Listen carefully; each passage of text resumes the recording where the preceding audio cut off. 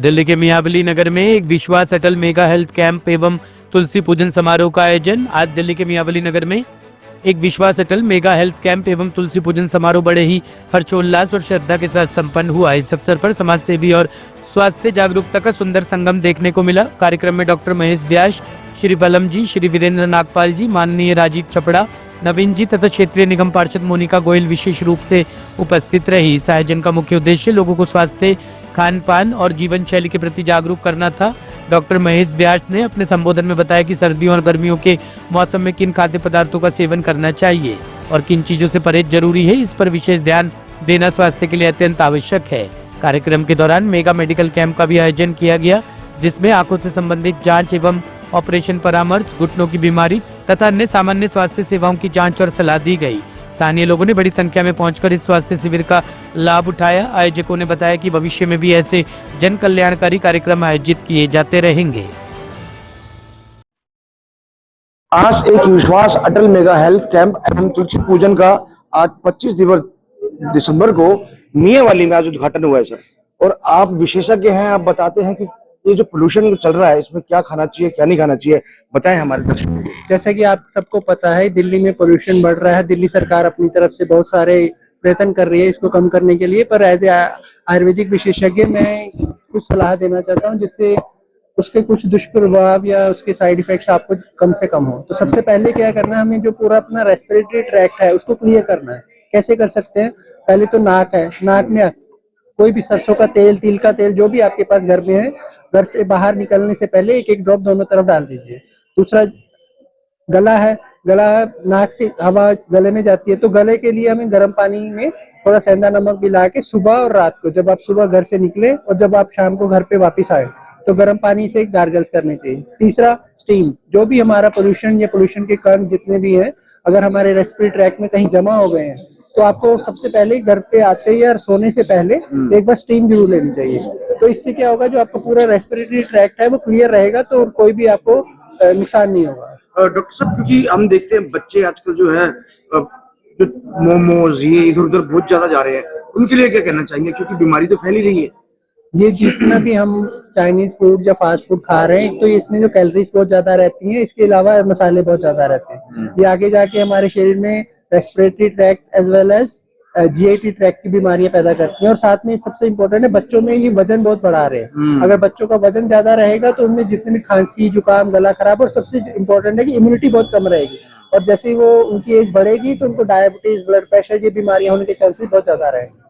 तो अभी आपने कुछ ऐसे दिल्ली सरकार के साथ कैंप भी लगाए हैं जिससे और लोगों को जो है सहायता मिल सके। जिस तरीके से आपने बताया कि तिल का तेल, ये वो चीज डालनी चाहिए, तो दिल्ली सरकार के साथ भी कुछ ऐसी योजनाएं बना रहे हैं आप?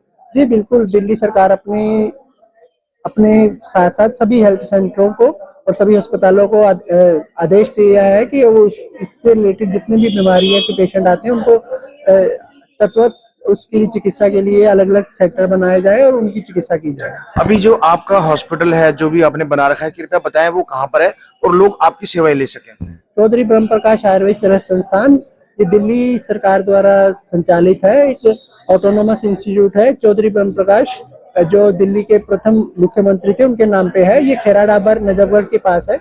वहाँ पे आप 210 बेडेड आईपीडी हॉस्पिटल भी है और हमारे पास 20 से ज्यादा ओपीडीज हैं, जहाँ पे आप हर तरह के विशेषज्ञों को चेक करा सकते हैं। किन तरीके का बीमारियों का इलाज होता है सर? स्पेशली जितने भी लोकोमोटर सिस्टम है या हड्डियों के रोग हैं, नर्वस सिस्टम के रोग हैं, जीआईटी के रोग हैं, इसलिए आँख, कान, गला, स्त्री रोगों, बच्चों के सभी तरह के रोगों का, और साथ में पंचकर्मा का भी बहुत अच्छा वहाँ पे आप चिकित्सा करवा सकते हैं। तो अगर आपको भी कोई समस्या है तो जाइए नजफगढ़ में फटाफट से, क्योंकि दिल्ली का पोल्यूशन दिन प्रतिदिन बढ़ता ही जा रहा है। उससे पहले कि शरीर में कोई प्रॉब्लम हो, जा करके दवाई लीजिए और डॉक्टर साहब से विचार विमर्श कीजिए। लोगों की दिनचर्या दिन प्रतिदिन खराब होती जा रही है। आखिर ऐसा क्यों हो रहा है? लाइफ, जब सुबह व्यक्ति उठता है तो ना खाने का पता, ना पीने का पता, ऊपर से दिल्ली का पोल्यूशन। हमारे साथ डॉक्टर महेश व्यास जी जुड़ चुके हैं, जो बताएंगे कि आपकी दिनचर्या कैसी होनी चाहिए। बहुत सर आपका। जी नमस्कार, और आपके चैनल के माध्यम से जो भी इसको सुन रहे हैं उन सबको भी मैं उत्तम स्वास्थ्य की कामना करता हूं। और हमारी भारतीय परंपरा है, आयुर्वेद की परंपरा है कि हम अगर दिनचर्या को, ऋतुचर्या को, हमारी डाइट को, लाइफ स्टाइल को अगर सही रूप में फॉलो करें तो हम स्वस्थ रहेंगे। और उसके लिए हर एक ऋतु के मन से अलग अलग चर्या बता रखी है। जैसे अभी हेमंत और शिशिर ऋतु चल रही है, इस ऋतु में ठंडा मौसम है, तो इस ठंडे मौसम में हमारा खान पान कैसा हो, हमारी प्रकृति को ध्यान में रख करके उसका प्रयोग करना है। और आज ये जो कार्यक्रम हुआ, इस पूरे कार्यक्रम का मुख्य विषय यही था कि हमारी प्रकृति के मान से हमको क्या खाना है, क्या नहीं खाना है, और हमारी लाइफ स्टाइल क्या होना चाहिए, इन दो चीजों का विशेष रूप से बताया। तो इस ऋतु में एक तो मधुर आहार, यानी मीठी चीजें जो है वो इस ऋतु में प्रशस्त है स्वस्थ व्यक्ति के लिए। साथ में कषाय कषाय रस, मैंने अभी जो हरी सब्जियां आती है जो इस ऋतु में अवेलेबल है। हम कई बार क्या कहते हैं, दीपावली से पहले मेथी का और इनका प्रयोग करते हैं, आयुर्वेद उसके लिए निषिद्ध करता है। वो बोलता है कि ये ऋतु प्रारंभ हो जाए तब इसको प्रारंभ करें, तो इस ऋतु में जो दोष का प्रकोप होता है उसका शमन करने के लिए वो सबसे उत्तम है। तो ये लीफ वाली जो हरी पत्तियां, हरी सब्जी जो अभी मिलती है, ये उसके लिए बहुत अच्छी है। सरसों है, मेथी है। उसके बाद में जो गर्म चीजें रहती है, जैसे बाजरा है, ज्वार है, मक्का है। मक्का का प्रयोग गर्मी के मौसम में नहीं करते हैं, लेकिन इस ऋतु में बहुत अच्छा है। तो इसमें अगर मक्खन के साथ में, घी के साथ में ज्वार, बाजरा, मक्का, इनका अगर अपन प्रयोग करते हैं तो शरीर में बल भी बढ़ाते हैं। और खास तौर से हमारे आजकल की जो परंपरा है उसमें सूप की परंपरा है। आयुर्वेद जो है यूश की बात करता है, और इस ऋतु में विशेष करके मोरिंगा या ड्रम स्टिक या जिसको सहजन या शिग्रू बोलते हैं, उसका अगर सूप लिया जाता है तो वो कैल्शियम को भी बढ़ाता है शरीर में, वो आयरन को बढ़ाता है, रक्त को बढ़ाता है, हमारी हड्डियों को मजबूत करता है, उनसे होने वाली जो बीमारियां उनसे हमको दूर रखता है। तो आयुर्वेदिक आहार की संकल्पना ऐसी कि व्यक्ति बिना बीमारी के, बिना औषधि लिए स्वस्थ रहे, और उसके लिए इन आहार की संकल्पनाओं को हमको पालन करना चाहिए, तो हम स्वस्थ रहेंगे।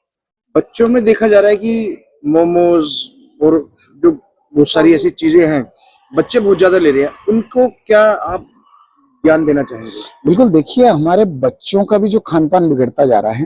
अगर बच्चों को आप कहोगे घर पे जो बनी हुई चीजें वो खाइए, वो शायद उनको पसंद नहीं आएगी, लेकिन पिज्जा, बर्गर, मोमोज ये खाने के लिए बोले तो बिल्कुल कर लेते हैं। तो मेरा उनको कहना कि देखिए, कभी कभी महीने में एक आध बार आपने कुछ खा लिया वो चलेगा, लेकिन अधिकतम घर की बनी हुई चीजें लें। और उसका एक एग्जांपल मैं आपको देना चाहूंगा। कोरोना काल में जब सब कुछ बंद था, मतलब कंप्लीट लॉकडाउन, होटल्स बंद, स्ट्रीट फूड बंद, तो उसके बाद में लॉकडाउन जब ओपन हुआ और हॉस्पिटल वगैरह खुले, तो आप देखिए 20% पेशेंट हॉस्पिटल में कम थे, और उसका रीजन था कि मजबूरन उन्होंने घर का खाना खाया। आप सोच लिए 1 महीना या 1.5 महीना ओनली घर का बना हुआ खाना खाने से अगर 20% पेशेंट अगर हॉस्पिटल में कम हो जाते हैं, आप रोज अगर घर का बना हुआ खाना खाएंगे, घर जैसा खाना खाएंगे, बिल्कुल स्वस्थ रहेंगे। तो मैं तो कहना चाहूंगा कि बच्चों में आजकल जो ओबेसिटी हो रही है, माननीय प्रधानमंत्री जी ने बोला था कि ऑयल का थोड़ा सा उपयोग कम कर दें। हम इतना ज्यादा ऑयल का प्रयोग कर रहे हैं, केवल एक चीज को भी कम कर दें तो भी हम स्वस्थ रह सकते। कोलेस्ट्रॉल की प्रॉब्लम है, हृदय रोग होने लग गए, हार्ट अटैक होने लग गए। इन सब का कारण जो है हमारी इम्प्रॉपर डाइट और लाइफ स्टाइल है। ये जितनी भी नॉन कम्युनिकेबल डिजीज है, इनको डाइट के द्वारा हम ठीक कर सकते हैं। तो कहना मेरा यह है कि अगर स्वस्थ समाज का निर्माण करना है, स्वस्थ राष्ट्र का निर्माण करना है, तो आयुर्वेद के द्वारा बताई गई डाइट और लाइफ स्टाइल को सबको फॉलो करना चाहिए। सर, आज अटल बिहारी वाजपेयी जी की जन्म जयंती भी है और बहुत ही यहाँ पर सुंदर व्यवस्था की गई है। मेडिकल को लेकर के लोगों में बड़ी अवेयरनेस थी जो आज यहाँ पर पूरी हो रही है। महिलाएं भी बहुत आ रही है, क्या कहना चाहेंगे आप? माननीय अटल बिहारी वाजपेयी जी के जन्मदिन और आज तुलसी जयंती है। इस उपलक्ष्य में यहाँ मोनिका जी ने जो कार्यक्रम रखा है, ये मानसिक चेतना जगाने का है कि स्वस्थ कैसे रहें। भारतीय धरोहर में भी डॉक्टर महेश व्यास आए हैं और हमारी पुरानी प्राकृतिक चीजों से हमें जुड़ने का जो अनुभव मिला है यहाँ बातचीत के माध्यम से, मैं समझता हूँ जब तक समाज स्वस्थ रहना है, स्वस्थ बहुत बड़ी चीज है और आयुर्वेद के माध्यम से हम स्वस्थ रह सकते हैं। और माननीय अटल बिहारी वाजपेयी की जयंती हमें हर वर्ष इस तरह के कार्यक्रम को करने के लिए प्रोत्साहित करेगी और हम क्रिसमस की जगह तुलसी जयंती को मना रहे हैं। ये भी एक समाज में बहुत अच्छा परिवर्तन है।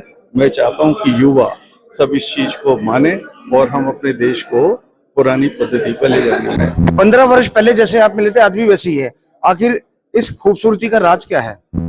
संघ शरणम गच्छामि। सर, अपना परिचय दें और बताइए आज यहाँ पर किन किन चीजों का आपने कैंप लगाया है? मेरा नाम विकास चलाना है। आज एक विश्वास की तरफ से बहन मोनिका गोयल की जो जांच निगम पर था, उनके जरिए से ये कैंप लगाया जा रहा है।